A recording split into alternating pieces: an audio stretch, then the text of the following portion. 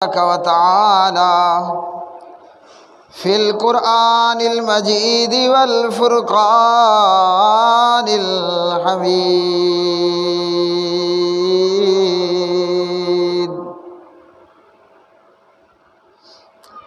قل هل ننبئكم بالأخسرين أعمالا الذين ضل سعيهم في الحياة الدنيا وهم يحسبون أنهم يحسنون صنعا.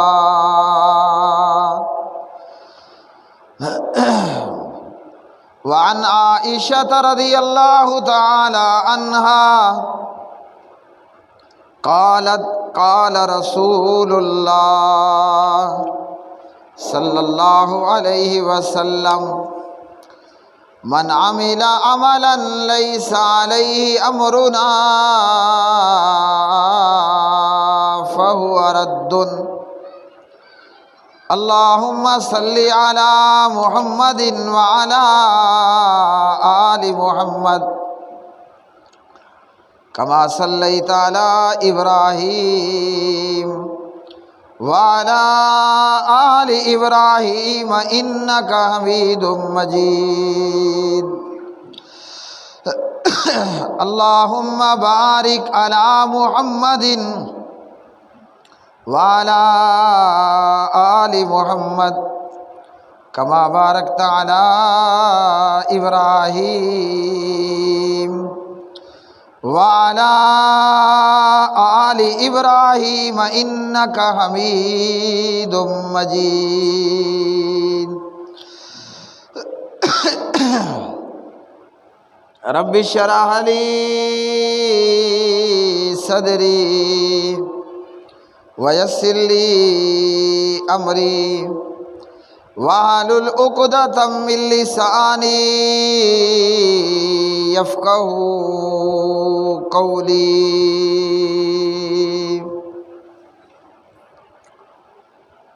ہر قسم کی حمد و ثنا اللہ مالک الالام ذوالجلال والاکرام کے لیے، جو ساری کائنات کا خالق مالک رازق داتا دستگیر.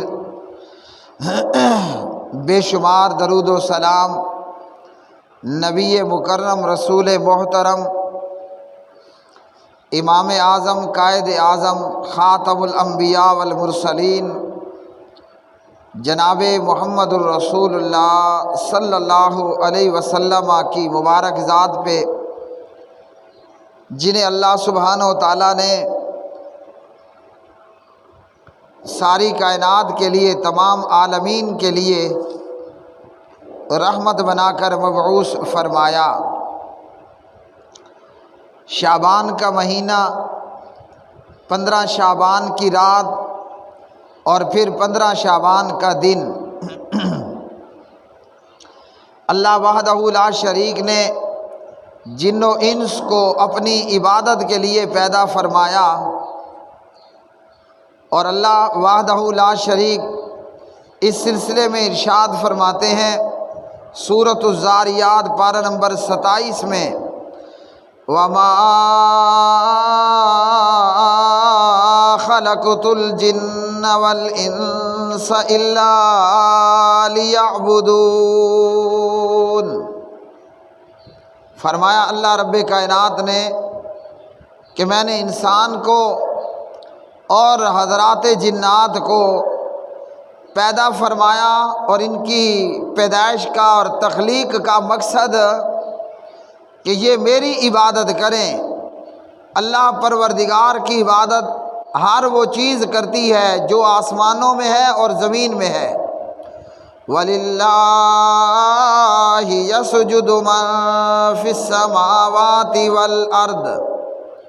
جو بھی آسمانوں میں ہے اور جو بھی زمینوں میں ہے، وہ درخت ہیں، وہ پہاڑ ہیں، وہ چرند ہیں یا پرند ہیں، اللہ وحدہ لا شریک کو سجدہ کرتے ہیں، اللہ اکیلے کی عبادت کرتے ہیں. اور ملائکہ کی جماعت، فرشتوں کی اتنی بڑی جماعت، وہ جماعت بھی اللہ وحدہ لا شریک معبود برحق کی عبادت کرتی ہے اور اللہ وحدہ لا شریک کی نافرمانی نہیں کرتے، تو اللہ نے انسان اور جنات کو بھی اپنی عبادت کے لیے پیدا کیا، تو درختوں اور پہاڑوں کے سجدے میں اور انسان کے عبادت کرنے اور سجدے میں کیا فرق ہے؟ اللہ وحدہ لا شریک نے آدم اور آدم زاد کو، اللہ نے جنات کو اختیار دیا ہے کہ وہ چاہیں تو عبادت سے روگردانی کریں، نافرمانی کریں، اور چاہیں تو اللہ وحدہ لا شریک اللہ اکیلے ہی کی عبادت فرمائیں۔ ملائکہ کو اور فرشتوں کو کوئی نافرمانی کا نہ اختیار ہے، نہ ان کے اندر اللہ رب الرحمن نے کوئی ایسا پروگرام جو ہے وہ بنایا کہ فرشتے اللہ سبحانہ و تعالیٰ کی نافرمانی کریں۔ اس لیے پروردگار نے فرمایا لا یعصون اللہ ما امرہم ویفعلون ما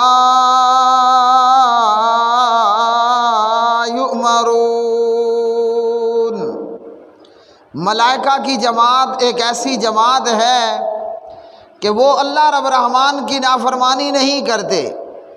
انسان کو اور جنات کو اختیار دے دیا گیا بہت ساری چیزوں کے اندر، بعض چیزوں کے اندر انسان اور جنات بھی بے اختیار ہیں، لیکن عبادت کرنے میں اور نہ کرنے میں، فرما برداری کرنے میں اور نافرمانی کرنے میں، کفر اور اسلام میں، شرک اور توحید میں اللہ وحدہ لا شریک نے حضرات انسان اور جناب جنات کو اختیار دیا ہے، اور اللہ کے فرشتے اور ملائکہ وہ وہی کرتے ہیں جو ان کو حکم دیا جاتا ہے۔ اس لیے اللہ وحدہ لا شریک نے فرمایا وما خلقت الجن والانس الا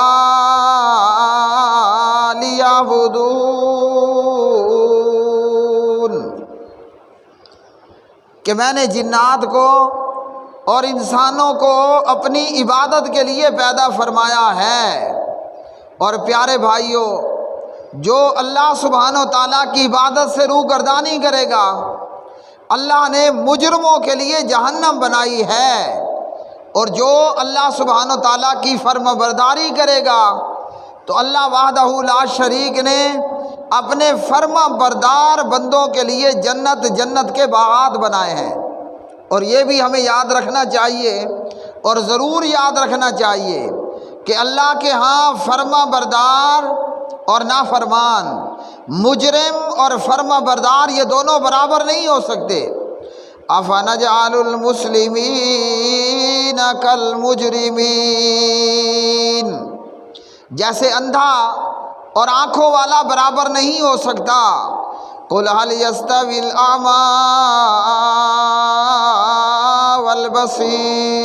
والبصیر، تو اللہ کے ہاں فرما بردار اور مجرم کی برابری نہیں ہے۔ جو عبادت سے روگردانی کرے گا اللہ وحدہ لا شریک نے اس کے لیے عذاب تیار کیا ہے، اور پھر جو عبادت کرے گا اس کے لیے بھی ضروری ہے کہ عبادت کے من مانے طریقے اختیار نہ کرے، یا عبادت کے اندر سنی سنائی باتوں کے اوپر عبادت کا دار و مدار نہ رکھے، یا عبادت اور عبادات کے اندر گھڑنتوں کا شکار نہ ہو، خود ساختہ جو بنا لیے گئے، ہاں جی، جو قصہ در قصہ آ رہے تھے، لوگ ان کے اوپر عمل کر رہے ہوں۔ تو عبادت بھی کرنا لازم ہے، اور یہ بھی لازم ہے کہ عبادت اسی طرح کرنی ہے جس طرح اللہ رب الرحمن نے حکم دیا، اور جناب خاتم الانبیاء والمرسلین، امام الانبیاء امام الرسل جناب محمد مصطفیٰ احمد مجتبیٰ محمد الرسول اللہ صلی اللہ علیہ وسلم نے اللہ تعالیٰ کی عبادت کر کے دکھائی۔ اس لیے کہ پیغمبر اور نبی ہر معاملے کے اندر ہمارے لیے اسوہ ہیں۔ لقد کان لکم فی رسول اللہ اسوۃ حسنہ لمن کان یرجو اللہ والیوم الآخر وذکر اللہ کثیرا۔ تو شعبان کے مہینے میں 15 شعبان کی رات اور 15 شعبان کا جو ہے وہ دن پیارے نبی علیہ الصلوۃ والسلام کی نبوت کی زندگی میں، یہ 23 سالہ زندگی کے اندر اللہ اکبر 23 مرتبہ ہی آیا نا۔ 23 سالہ زندگی کے اندر نبوت کی 23 سالہ زندگی، اس نبوت کی 23 سالہ زندگی کے اندر پیارے نبی صلی اللہ علیہ وسلم کی زندگی میں یہ 15 شعبان کی رات بھی آئی اور 15 شعبان کا دن بھی آیا، مگر حضور نبی کریم صلی اللہ علیہ وسلم نے نہ تو 15 شعبان کی رات میں قیام کیا اسپیشلی، اور نہ نبی پاک علیہ الصلوۃ والسلام نے 15 شعبان کا روزہ رکھا۔ ہاں جی، یہ پیارے نبی صلی اللہ علیہ وسلم سے ثابت نہیں ہے۔ عبادت کرنی ہے جیسے اللہ کا حکم ہو، اور عبادت کرنی ہے جیسے پیارے نبی صلی اللہ علیہ وسلم کا طریقہ ہو۔ ہاں، جو شعبان کے فضائل ثابت ہیں وہ صحیح احادیث سے ثابت ہیں۔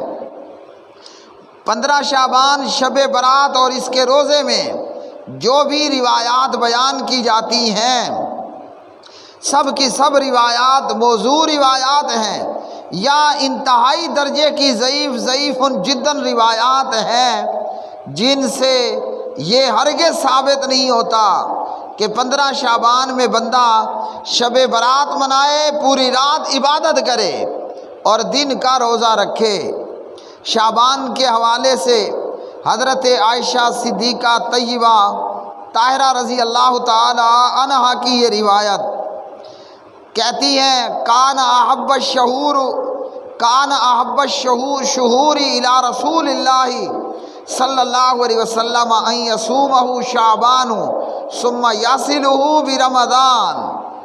یہ روایت کہ اس کے اندر سید عائشہ رضی اللہ تعالی عنہا نے سنن ترمذی کے اندر 736 نمبر کی روایت، اور علامہ محمد ناصر الدین البانی رحمہ اللہ فرماتے ہیں کہ روایت صحیح ہے۔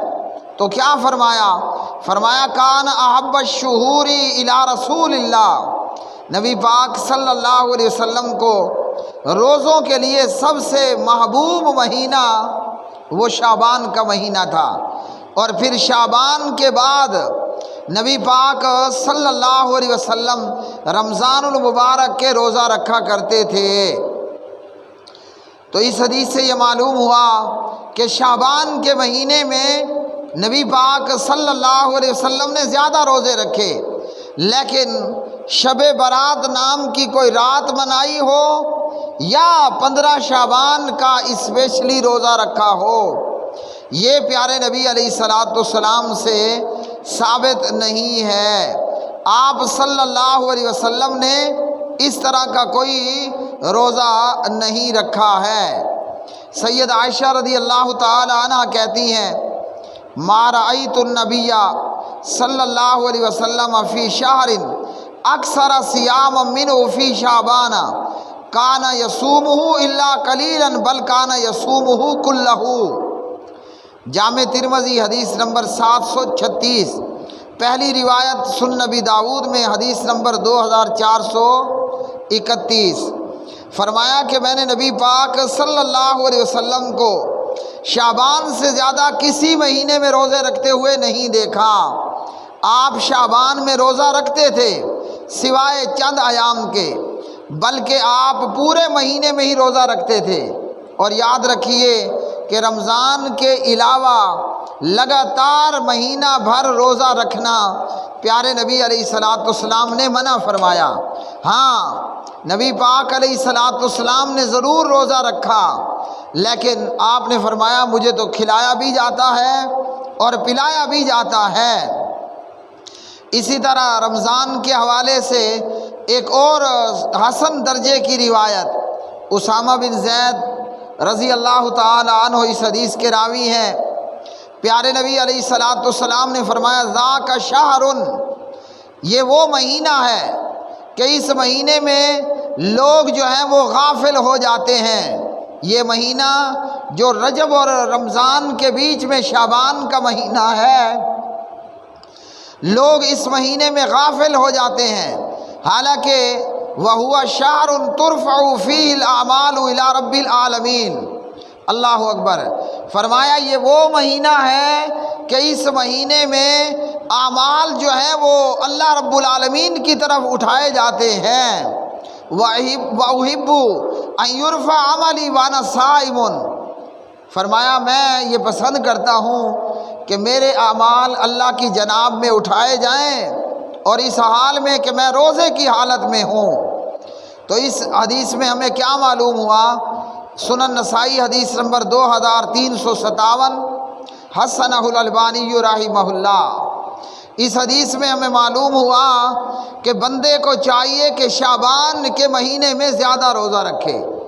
ایک تو یہ وجہ جو حدیث میں بتا دی گئی کہ اس مہینے کے اندر اعمال کو اٹھایا جاتا ہے، جس طرح صبح اور عصر کے وقت فرشتے اعمال کو لے کر اٹھتے ہیں، اور اسی طرح ہفتہ وار اور یہ سالانہ اللہ کی جناب میں اعمال کو اٹھایا جاتا ہے۔ ایک تو یہ معلوم ہوا، اس وجہ سے بندے کو چاہیے کہ رمضان میں شعبان میں زیادہ روزے رکھے، تاکہ فرشتے جب اللہ سبحانہ و تعالیٰ کو آپ کا اور ہمارا عمل پہنچائیں تو بتائیں کہ آپ کا بندہ وہ روزے کی حالت میں تھا۔ دوسرا، شعبان کے مہینے میں کثرت سے روزے رکھنے کا فائدہ کیا ہوگا کہ رمضان کی تیاری ہو جائے گی۔ ہمیں رمضان کا مہینہ کیوں مشکل معلوم ہوتا ہے؟ پورا سال ہم روزہ رکھتے نہیں ہیں، ہاں جی، رمضان آئے گا تو روزہ رکھنا شروع کریں گے، اور پھر رمضان کے پہلے چند دن ہمارے اوپر بڑے بھاری ہو کر گزرتے ہیں۔ گرمی زیادہ ہے، پیاس زیادہ ہے، فلاں فلاں، اس لیے کہ ہماری ٹریننگ نہیں ہوتی۔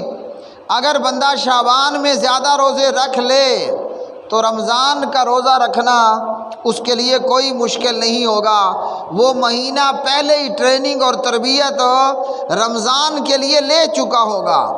اور ہمارے پیارے نبی صلی اللہ علیہ وسلم سوموار کا روزہ بھی رکھتے تھے اور جمعرات کا روزہ بھی رکھتے تھے، اور اسی طرح پیارے نبی صلی اللہ علیہ وسلم نے اپنی احادیث کے اندر اور بھی بہت سارے روزوں کے فضائل بیان فرمائے۔ لیکن ان احادیث کا ہرگز یہ مطلب نہیں ہے کہ 15 شعبان کو شب برات منانے کھڑے ہو جانا اور 15 شعبان کا روزہ رکھنا، یہ قطعاً پیارے نبی صلی اللہ علیہ وسلم نے نہیں کیا ہے۔ ہاں، شعبان کے حوالے سے ایک اور صحیح روایت، اس روایت کے اندر یہ طبرانی اور ابن حبان کی روایت ہے، اس رات کے حوالے سے، شعبان کے مہینے کے حوالے سے اور نصف شعبان کے حوالے سے پیارے نبی صلی اللہ علیہ وسلم اس حسن درجے کی روایت میں فرماتے ہیں، یطلع اللہ تبارک و تعالی الی خلقہ لیلۃ النصف من شعبان فیغفر لجمیع خلقہ الا لمشرک او مشاہد۔ 15 شعبان کی رات کو اللہ سبحانہ و تعالیٰ اپنی مخلوق کی طرف نظر رکھتا ہے، اللہ اپنی مخلوق کی طرف دیکھتا ہے۔ ویسے اللہ کی ساری مخلوق ہر وقت اللہ کی نظر میں ہے، لیکن یہ خاص اللہ رحمت کی نظر کرتا ہے، اور اللہ سبحانہ و تعالیٰ لوگوں کی بخشش بھی کر دیتا ہے۔ ہاں، 2 آدمی ایسے ہیں کہ جن کی بخشش نہیں ہوتی ہے، ایک وہ بندہ جو مشرک ہے اور دوسرا وہ بندہ جو کینہ پرور ہے، خواہ مخواہ کا کینہ، بیکار کا بغض اور دشمنی، نہ کوئی بات نہ کچھ۔ بعض لوگوں کی عادت ہوتی ہے بچھو اور سانپ کی طرح، ان کے ساتھ جتنا بھلا کرو، جتنا اچھا کرو، جتنا دودھ پلاؤ، وہ اپنی طبیعت سے لاچار اور مجبور ہوتے ہیں کہ ہم نے ڈسنا ہی ڈسنا ہے۔ تو کینہ پرور مشاہن بھی ایک ایسا بدبخت بندہ ہوتا ہے کہ اللہ تعالیٰ اس کی بھی بخشش نہیں کرتا، اللہ اس کی مغفرت نہیں کرتا۔ ہاں اگر مشرک بھی توبہ تائب ہو جائے موت سے پہلے، اور کینہ پرور ہو یا کوئی بھی گناہ کا مرتکب بندہ جب توبہ تائب ہو جائے تو اللہ سبحانہ و تعالیٰ پھر ہر ایک کی بخشش فرما دیتے ہیں۔ شرط یہ ہے کہ وہ اللہ سبحانہ و تعالیٰ سے بخشش مانگے۔ شعبان، اور اس حدیث کا بھی یہ ہرگز مطلب نہیں، ضرور یہ روایت حسن درجے کی ہے کہ یطلع اللہ تبارک و تعالی الی خلقی لیلۃ النصف من شعبان فیغفر لجمیع خلقہ الا لمشرک او مشاہن۔ اس حدیث کا بھی یہ ہرگز مطلب نہیں ہے کہ 15 شعبان کی رات آپ پوری رات نماز پڑھنے کھڑے ہو جاؤ، یا 15 شعبان کی رات کو عبادت کے لیے خاص بنا لو، یا 15 کا روزہ رکھو۔ نبی پاک علیہ الصلوۃ والسلام نے اپنی 23 سالہ زندگی کے اندر کبھی بھی 15 شعبان کا نہ اسپیشلی قیام کیا، نہ آپ نے اسپیشلی 15 شعبان کا روزہ رکھا۔ شعبان کے حوالے سے ضعیف اور موضوع قسم کی روایات، شعبان شہری و رمضان شہر اللہ، شعبان تو میرا مہینہ ہے، رمضان اللہ کا مہینہ ہے، یہ موضوع اور من گھڑت روایت ہے۔ ضعیف الجامع للامام البانی رحمہ اللہ، حدیث نمبر 3402۔ اسی طرح ایک اور ضعیف روایت کے اندر کہ اللہ سبحانہ و تعالیٰ نصف شعبان کی رات میں لوگوں کی بخشش کر دیتے ہیں بنو کلب کی بکریوں کے بالوں سے بھی زیادہ۔ تو یہ بھی پیارے نبی صلی اللہ علیہ وسلم سے ثابت نہیں ہے، نہ 15 شعبان میں عبادت اور نہ 15 شعبان کی رات میں روزہ رکھنا۔ ایک اور موضوع اور من گھڑت روایت 15 شعبان کے حوالے سے، جس روایت کے اندر یہ کہا گیا اذا کان لیلۃ النصف من شعبان فقوموا لیلتها وصوموا یومها، کہ جب 15 شعبان کی رات ہو تو رات کو قیام کرو اور دن کے اندر روزہ رکھو۔ موضوع اور من گھڑت روایت ہے، اس روایت کا بھی حقیقت حال سے کوئی تعلق نہیں۔ اور پھر اس رات کے اندر 15 شعبان میں لوگوں نے مختلف قسم کی جو نمازیں ہیں وہ خود سے ایجاد کی ہوئی ہیں، یا پہلے سے چلتے آئے ہوئے گھڑنتوں کے اوپر لوگ عمل پیرا ہوتے ہیں۔ کوئی 100 رکعت نماز ہے تو کوئی جناب اس سے کم اور کوئی زیادہ نماز ہے۔ 15 شعبان کی رات میں مختلف نمازیں، اہل سنت کے امام شوکانی رحمہ اللہ کہتے ہیں یہ روایات یہ موضوع ہیں اور ان کا حقیقت حال سے وہ ذرہ برابر بھی کوئی تعلق نہیں ہے۔ اور فضائل بیان کرنے والوں پر بھی ضروری ہے کہ نبی پاک علیہ السلام کی طرف وہ منسوب کریں جو آپ صلی اللہ علیہ وسلم نے بتا بھی رکھا ہو۔